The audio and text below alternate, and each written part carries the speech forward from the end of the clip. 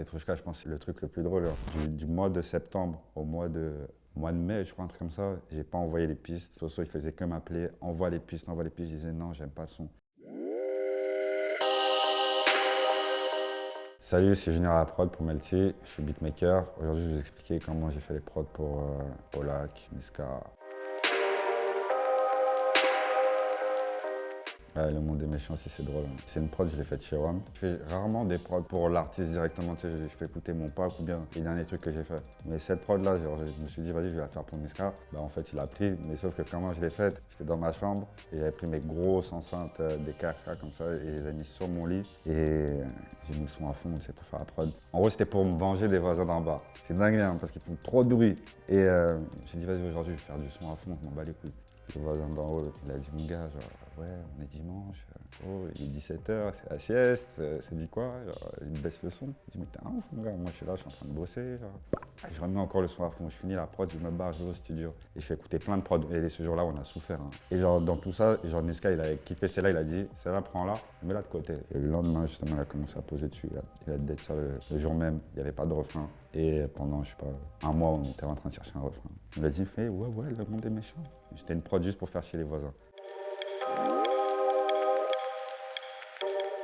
Problème, ça c'est drôle, ça. Le son on l'a fait en 10 minutes avec Josh. C'est la première fois que Josh il voyait Polak. Il me disait ouais j'ai trop envie de bosser avec lui. Et je dis bon mon gars, il faut faire un gros son avec un tout petit clavier comme ça. Est-ce que tu sais faire ça? Il fait oh tranquille. Il a réussi à créer un truc en 2 minutes. Et je lui dis enregistre ça. On a gardé ça. Polak il a pété un plomb, il était déjà en train d'écrire, en train de se dire des top lines dans sa tête. À partir de là j'ai commencé à faire les drums. 10 minutes après il a posé la top line. Le soir d'après, Maes a posé aussi. Au final il n'est pas sur le son, mais Polak a gardé les parties de Maes parce que c'était fait. En gros, il ne pouvait pas jeter le son était trop bien. Et je pense que si Maes aussi était dessus, ça aurait été encore mieux. Mais au final, Polak a gardé le son, il a cru à son son et tout aussi bien.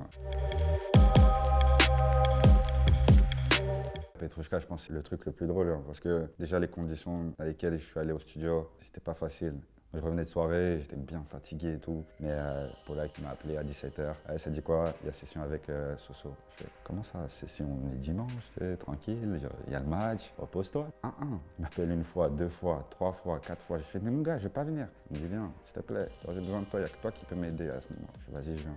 Je vois l'équipe de Soso, ils sont là. Soso, il me regarde comme ça, il me fait moi j'ai une idée. Alors, va sur YouTube, tape la Kalinka. Il fait écouter un son, je fais t'es sérieux là? Il me fait ouais.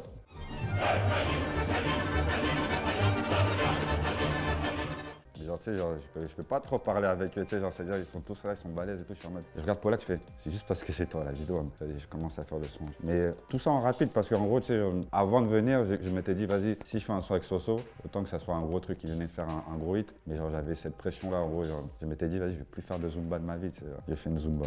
On a fait le son en 15 minutes. Ils ont posé le refrain, je pensais qu'ils allaient plus jamais toucher à ce son. C'est pas 2 semaines après, on me dit ouais, on a fait le couplet, est-ce que tu peux faire les arrangements? Je récupère la capella. Du mois de septembre, mois de mai, je crois, un truc comme ça, j'ai pas envoyé les pistes. Soso, il faisait que m'appeler, envoie les pistes, envoie les pistes. Je disais non, j'aime pas le son. Il me fait gros, c'est un hit, mon gars. Je fais non. Il m'appelle Polak, ouais, s'il te plaît, nan. Après, je fais bon, je vais quand même envoyer parce que le mec, il est quand même venu carrément jusqu'à notre studio et tout pour me demander. Je dis vas-y, j'envoie. Dès que j'ai reçu le mix, j'ai trop kiffé le son. Je suis pas sur la réédition de Polak parce que je suis pas venu au studio pendant toute l'année là parce que je voulais pas que ce son sorte. Et du coup, je reviens au studio, je dis à Polak, je dis le son est trop bien.